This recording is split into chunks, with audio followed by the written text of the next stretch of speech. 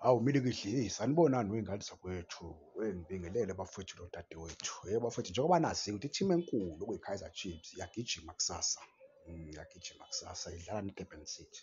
Ngicabanga ukuthi sesiyazi-ke masingabalandeli be-Chiefs nje. Bafowethu, ngithe ngiyabukabuka nje ngithi hheyi bafowethu, I wish labo coach labo bengayishintshi i-line-up le eseze sawina kwiSimba. Wasaphamabula nje iSimba ngenduku. Kule yokuqala okuwu-A wami ngithe uPeterson, uCross, uKwinika, uMakhado, uSolomon, uNgcobo, uMthetho, uShabalala, uLilebo, uGwadoro, uVilakazi. The reason why ngibuyise uLilebo njengoba nazi ukuthi wayephume elimele kodwa asikho iy'ndaba nje esike sayithola ukuthi ulimele isikhathi esingakanani.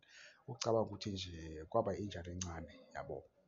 Azikho iy'ndaba esike sayithola ukuthi ulimele angeke abe khona, azikho. Singazi-ke ngokuhamba kwesikhathi noma ngokushona kwanamhlanje ilanga mhlawumbe bazoyikhipha asazi.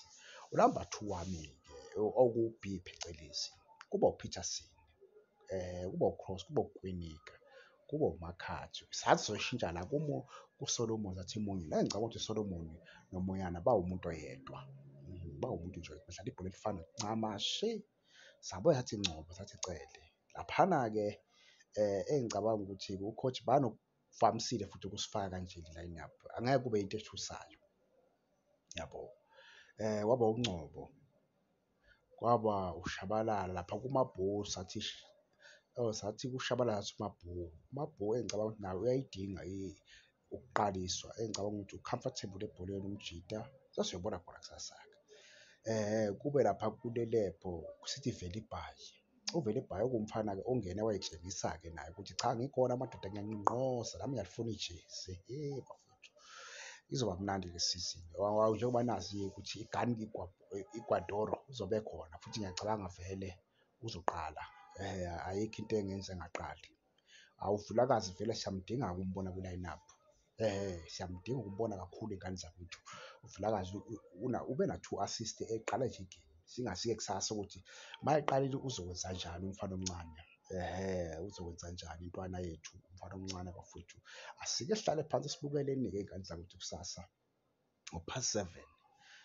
Ngo-7:30 kusasa i-Chiefs iyadlala-ke iy'ngane zakwethu. Sesiyobona lapha ukuthi iyozala nkomono, iyozala siphi isilwane. Kunzima iy'ngane zakwethu, kunzima kodwa kuyadleka. Hawu madoda, kumele siyiwine igemu yakusasa mfethu, Darko Blue.